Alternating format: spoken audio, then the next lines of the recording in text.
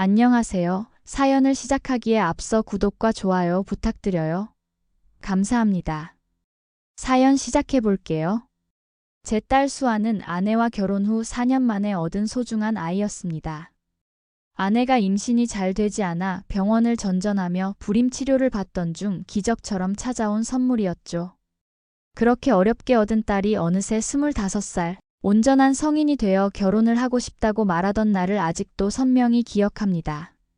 아빠, 소개할 사람이 있어요. 이번 주말에 시간 되세요? 그렇게 어느 주말 저녁 수아가 남자친구를 집으로 데려왔습니다. 키가 훤칠하고 단정한 모습의 청년이었습니다. 첫인상은 나쁘지 않았습니다. 안녕하세요. 저는 박준혁이라고 합니다. 아버님, 어머님께서 이렇게 따뜻하게 맞아주시니 감사합니다. 예의 바른 인사말과 함께 그는 정중하게 고개를 숙였습니다. 저녁 식사를 하며 이야기를 나누는 동안 준혁이는 제게 자신이 건설 관련 중소기업에서 일하고 있다고 말했습니다. 아버지의 회사라고 했지만 당시엔 그게 어떤 회사인지 알지 못했죠. 준혁 씨는 정말 성실하고 마음이 따뜻한 사람이에요. 회사에서도 인정받고 있고 저한테도 항상 배려심이 깊어요. 수아가 자랑스럽게 남자친구를 소개했습니다. 그날 저녁 식사는 즐겁게 마무리되었고 저와 아내는 딸의 선택을 존중하기로 했습니다. 곧 상견례 날짜도 잡았고 저는 아내와 함께 어떤 옷을 입을지 고민하며 그날을 설레이는 마음으로 준비했습니다. 제 소중한 딸의 인생의 중요한 순간이니까요. 상견례 날 우리는 한정식당에서 만나기로 했습니다. 우리 가족이 먼저 도착해 자리에 앉아 기다리고 있는데 곧 준혁이와 그의 부모님이 도착했습니다. 준혁이는 고개를 깊게 숙이며 정중하게 인사했고 그의 어머니도 온화한 미소를 지으며 우리를 맞았습니다. 하지만 제 시선은 그의 아버지에게 고정되었습니다. 안녕하세요. 박준혁의 아버지 박진호입니다. 그가 내민 손을 잡는 순간 어딘가 모르게 익숙한 느낌이 들었지만 이내 저희는 인사를 나누고 자리에 앉았습니다. 그리고 제가 잠시 화장실에 가기 위해 양해를 구하고 일어섰습니다. 화장실로 가면서 어디서 본 것 같은데 생각하고 있는데 그때 누군가 뒤에서 제 어깨를 잡았습니다. 예비 사돈이었어요. 야, 나 못 알아보겠냐? 이런 데서 다 만나네. 뭘 그리 빤히 쳐다보냐? 나 박진호라고. 그 말투와 목소리. 생각이 났습니다. 예비 사돈으로 나온 이 녀석은 고등학교 시절 저를 지독히도 괴롭히던 동창이었죠. 아, 박진호. 기억나네. 내가 널 잊을 리 없지. 이런 데서 만나다니 유감이네. 제 목소리는 차갑게 가라앉았습니다. 그는 예전에 그 오만한 미소를 지으며 제게 명함을 내밀었습니다. 야, 받아. 내 명함이야. 너랑 내가 사돈이라니. 이게 말이 되냐? 명함을 받아들고 저는 더 이상의 대화를 하고 싶지 않아 자리로 돌아왔습니다. 그렇게 식사를 마치고 상견례를 서둘러 마무리했습니다. 집으로 돌아오는 길 제 머릿속은 복잡했습니다. 명함을 보니 그는 진호건설이라는 회사의 대표였습니다. 중소규모의 건설 회사였죠. 그런데 참 우연이라기엔 너무 기묘했습니다. 알고 보니 그의 회사는 제가 근무하는 대형 건설사의 하청업체였던 겁니다. 거의 우리 회사 덕분에 먹고 사는 곳이었죠. 그날 밤 잠을 이루지 못했습니다. 고등학교 시절의 기억들이 물밀듯이 쏟아져 나왔습니다. 박진호는 당시 학교에 알아주는 불량 학생이었습니다. 힘이 세고 덩치가 큰 그는 약한 학생들을 괴롭히는 것을 즐겼고 특히 저를 표적으로 삼았습니다. 저는 공부를 잘하는 모범생이었고 집안도 넉넉한 편이었습니다. 그것이 그의 질투와 분노를 샀던 것 같습니다. 그는 저에게 자주 돈을 요구했고 거절하면 폭력을 가했습니다. 야, 부잣집 도련님, 오늘은 얼마나 가져왔어? 지난번보다 더 가져왔지? 매번 조금씩 요구하는 돈이 점점 커져갔고 거절할 수 없었던 그 시간들. 집에 있는 만년필이나 시계 같은 값 나가는 물건을 빼앗기도 했고 한 번은 교실에서 물을 뒤집어 쓰게 하고 많은 친구들 앞에서 망신을 주었습니다. 그날 나머지 수업을 젖은 교복을 입고 들어야 했습니다. 그런 일들이 반복되면서 학교 가는 것이 두려워 아프다고 거짓말을 하기도 했고 결국 성적도 떨어졌습니다. 원하던 명문대학에는 가지 못했지만 그래도 어떻게든 대학은 졸업하고 지금의 회사에 들어와 성공한 경력을 쌓을 수 있었습니다. 그는 정말 악질이었고 당시의 상처는 지금도 생각하면 치가 떨리는 일이었죠. 그리고 이제 그런 녀석의 아들과 제 딸이 결혼하겠다고 합니다. 절대 있을 수 없는 일이었습니다. 다음 날 아침 회사에 출근하자마자 제가 담당하는 부서에서 진호건설과의 계약 상황을 검토해 보았습니다. 담당자들에게 자료를 요청했고 실제로 품질 문제가 꽤 있었습니다. 콘크리트 배합비가 맞지 않아 강도가 떨어지는 문제, 철근 규격이 설계와 다른 문제 등 품질 관련 보고서가 여럿 있었습니다. 최근 몇 개월간 진호건설의 품질 관리가 좋지 않았습니다. 몇 차례 시정 조치를 요구했지만 근본적인 개선이 이루어지지 않고 있습니다. 담당자의 보고를 들으며 저는 고개를 끄덕였습니다. 사실 이전부터 몇몇 하청 업체들의 품질 문제가 있었고 거래처 변경을 고려하고 있었습니다. 그중 하나가 진호건설이었지만 지금까지는 크게 신경 쓰지 않았던 거죠. 이제 제가 결정권을 가진 부서 책임자로서 이 문제를 해결할 수 있는 기회였습니다. 자세한 검토 보고서를 작성해줘. 특히 품질 문제와 관련된 모든 자료를 모아. 제 지시의 담당자는 즉시 일을 시작했습니다. 일주일 후 상세한 보고서가 제 책상 위에 놓였습니다. 보고서는 진호건설의 여러 문제점을 명확하게 짚어냈습니다. 품질 불량뿐만 아니라 납기 지연, 불필요한 원가 상승 등 여러 문제가 있었습니다. 이를 바탕으로 저는 회사의 결정권자로서 거래처 변경을 결정했습니다. 한편 딸에게는 솔직하게 모든 사실을 털어놓았습니다. 준혁이의 아버지가 제 고등학교 시절 괴롭히던 장본인이라는 것, 그리고 그의 회사가 우리 회사의 하청업체인데 최근 품질 문제로 거래를 중단하게 되었다는 이야기를 했습니다. 수아는 처음에 놀라할 말을 잃었습니다. 아버지의 갑작스러운 고백에 당황했을 테지요. 제가 괴롭힘을 당했던 이야기도 그 가해자가 준혁이의 아버지라는 사실도 너무나 큰 충격이었을 것입니다. 비록 회사의 결정은 품질 문제 때문이었지만 솔직히 말해 그분과 가족이 되는 것은 아버지로서 받아들이기 어렵다고 고백했습니다. 딸의 행복을 위해 거짓말하고 싶지 않았기에 있는 그대로 털어놓았습니다. 수아는 한동안 말없이 생각에 잠겼고 그 무거운 침묵이 방 안을 가득 채웠습니다. 며칠 후 수아가 준혁이를 만나 상황을 설명했다는 이야기를 들려주었습니다. 의외로 준혁이도 자신의 아버지에 대해 잘 알고 있었다고 합니다. 수아의 말에 따르면 준혁이도 아버지의 그런 면 때문에 많이 힘들었다고 했습니다. 어린 시절부터 아버지의 거친 성격과 문제적 행동들을 지켜보며 자랐고 그것이 항상 부끄럽고 힘든 일이었다고 털어놓았다고 합니다. 부자지간이지만 가치관이 완전히 달랐고 준혁이는 오히려 정직하고 성실한 삶을 살고자 노력해왔다는 것이었습니다. 저는 깊은 한숨을 내쉬었습니다. 가해자의 아들이 무슨 죄가 있겠습니까? 다만 그래도 그 피를 나눈 사람의 아들과 제 딸이 결혼한다는 건 도저히 상상할 수 없었습니다. 아무리 아들이 좋은 사람이라 해도 그 가족과 인연을 맺는다는 것은 저에게는 너무나 큰 부담이었습니다. 마음 한편으로는 딸이 상처받을까 걱정되었지만 이것은 양보할 수 없는 문제였습니다. 회사에서의 결정은 빠르게 진행되었습니다. 제가 부서 책임자로서 거래처 변경 공문을 진호건설로 발송했고 새로운 하청업체와의 계약이 성사되었습니다. 진호건설은 우리 회사의 일감이 전체 매출의 70% 이상을 차지했기 때문에 이 결정으로 큰 타격을 입게 될 것이 분명했습니다. 거래 중단 통보가 나간 후 예상대로 일주일도 되지 않아 박진호가 회사를 찾아왔습니다. 그는 당연히 이 일이 누구의 지시인지 알지 못했고 단지 계약 담당 책임자를 만나고 싶다고 요청했습니다. 그리고 그 담당 책임자가 바로 저였습니다. 회의실로 안내된 박진호는 제가 들어서는 순간 자리에서 벌떡 일어났습니다. 그의 눈이 놀라움으로 커졌고 입이 벌어졌습니다. 저 역시 그를 차갑게 응시했습니다.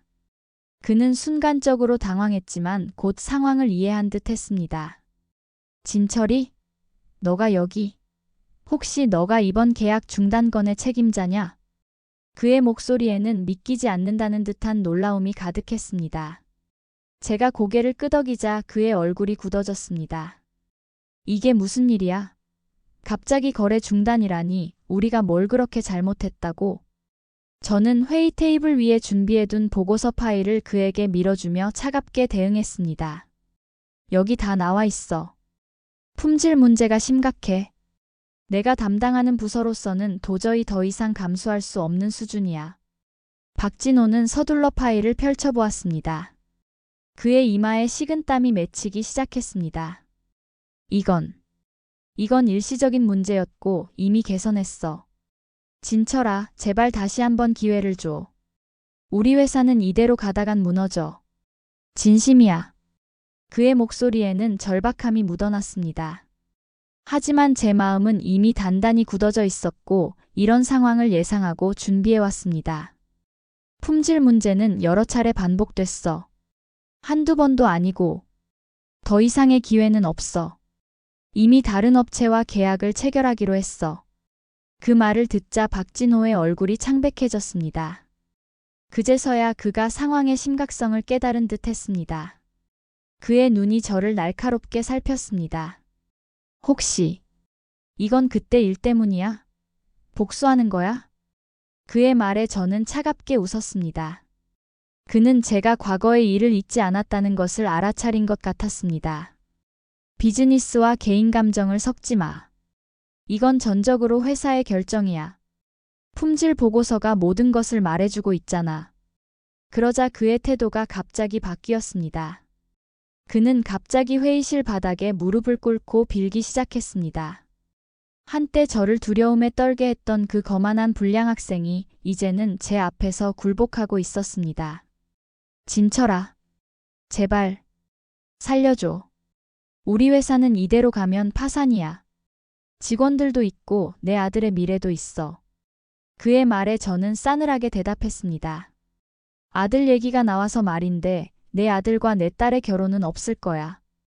그건 내가 딸에게 이미 말했어. 그 말을 듣자 그의 얼굴이 더욱 창백해졌습니다. 그는 더 간절하게 애원하기 시작했습니다. 진철아, 제발. 그때 일은 정말 미안해. 철없는 학생 때의 실수였어. 이제 와서 그런 일로. 그의 말을 자르며 저는 차갑게 대꾸했습니다. 실수? 매일같이 삥을 뜯고 폭행하고 그게 실수야? 넌 내 청춘을 망쳤어. 그리고 이제 와서 사과한다고 해서 모든 게 없던 일이 될 것 같아? 그는 계속해서 사과의 말을 반복했지만 제 마음은 조금도 흔들리지 않았습니다. 저는 회의실을 나가기 위해 일어섰고 그에게 마지막 통보를 했습니다. 모든 결정은 이미 내려졌어. 더 이상 할 말 없어. 회의실을 나서면서 뒤돌아봤을 때 그는 여전히 바닥에 무릎을 꿇은 채 고개를 떨구고 있었습니다. 한때 저를 두려움에 떨게 했던 그 사람이 이제는 제 앞에서 완전히 무너져 내린 모습에 어떤 감정이 느껴졌는지 정확히 말할 수는 없지만 분명한 것은 그 순간이 쌓여있던 오랜 원한의 무게가 조금은 가벼워지는 듯한 느낌이었습니다. 예상대로 진호건설은 급격히 추락했습니다. 우리 회사와의 거래 중단은 그들에게 치명적이었고 다른 대기업들도 우리 회사의 결정을 따라 진호건설과의 거래를 재검토하기 시작했습니다. 더욱이 우리 회사와의 거래가 끊어지면서 진호건설의 재정 상태가 외부에 알려지기 시작했고 그동안 피해를 입었던 다른 하청 업체들과 협력사들도 하나둘씩 문제를 제기하기 시작했습니다.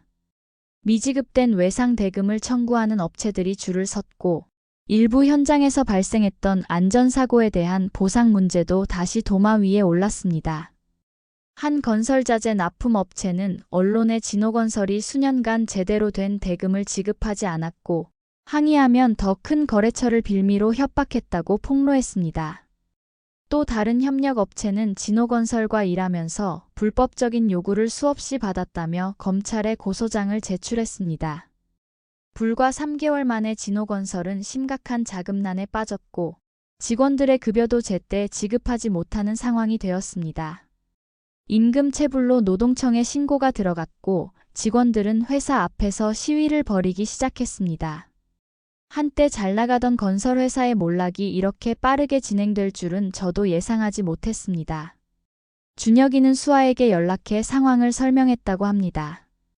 회사가 무너지고 있고 자신도 곧 실직할 것 같다고요. 수아는 안타까워했지만 준혁이와의 관계는 자연스럽게 소원해졌습니다. 결국 두 사람은 결별했고 준혁이는 회사를 떠났다고 합니다. 6개월 후 진호건설은 파산 신청을 했습니다. 박진호는 개인 재산까지 모두 날리고 빚더미에 앉게 되었죠. 그가 그토록 자랑하던 집도 경매로 넘어갔고 외제차도 압류되었습니다. 그의 가족은 월세 단칸 방으로 이사해야 했다는 소문도 들렸습니다. 어느 날 그가 또다시 저를 찾아왔습니다. 이번에는 술에 취한 상태였습니다. 김진철, 넌 날 완전히 망쳤어. 이게 그때의 복수냐? 이렇게까지 해야 했냐고. 내 가족은 이제 어떻게 살라고. 저는 그를 차갑게 바라보았습니다. 난 단지 사업적 결정을 내렸을 뿐이야. 네가 우리 회사에 납품한 자재가 불량이었고 그로 인해 계약을 해지한 거야. 그게 널 망치게 됐다면 그건 내 책임이지. 제발. 마지막 기회라도. 나 이제 다 잃었어. 집도, 차도, 회사도 다 날아갔어. 아내는 이혼하자고 하고 아들은 나를 원망해. 모든 게 다 무너졌어. 그럼 다시 시작하면 돼. 맨 땅에 헤딩하는 심정으로. 나도 그렇게 했으니까. 네가 날 괴롭힌 후에 난 학교도 옮겼고 모든 걸 다시 시작해야 했어. 그는 더 이상 할 말이 없다는 듯 비틀거리며 나갔습니다. 그날 이후로 그를 다시 보지 못했습니다. 1년 후 수아는 새로운 남자를 만나 결혼했습니다. 정말 좋은 사람이었고 저도 아내도 마음에 들었습니다. 가끔 박진호와 준혁이 생각이 날 때가 있습니다. 제가 한 일이 너무 가혹했던 것은 아닌지 생각해 볼 때도 있지만 곧 그 생각을 지웁니다. 비즈니스는 비즈니스이고 그들의 문제는 그들 스스로 초래한 것이니까요. 그리고 몇 년 후 놀라운 소식을 접했습니다. 박진호가 사기 및 횡령 혐의로 재판을 받게 되었다는 내용이었습니다. 파산 이후 조사 과정에서 진호건설의 수많은 비리와 불법 행위들이 탄로났다고 합니다. 서류 조작은 빙산의 일각에 불과했고 여러 프로젝트에서 뒷돈을 받고 부실 공사를 한 정황도 드러났습니다. 결국 그는 징역을 선고받고 교도소에 수감되었습니다. 솔직히 통쾌했습니다. 그 소식을 듣자 더욱 확신이 들었습니다. 제가 한 일은 그저 정의를 실현한 것이었습니다. 그는 학창 시절부터 남을 괴롭히고 착취하는 사람이었고 사업에서도 동일한 방식으로 불법과 비리를 저질러 왔던 것입니다. 결국 제가 아니었더라도 언젠가 다른 식으로 무너졌을 겁니다. 다만 제가 그 시기를 조금 앞당겼을 뿐이죠. 사람 오래 살고 볼 일입니다. 제가 그토록 괴롭힘을 당했던 상대가 이제는 감옥에 있고 저는 성공한 사업가는 아니지만 인정받는 직장인으로 행복한 가정을 이루고 있으니 말입니다. 인생이라는 것이 참 묘하게 돌아가는 것 같습니다. 이제 저는 모든 것을 내려놓고 평화롭게 살고 있습니다.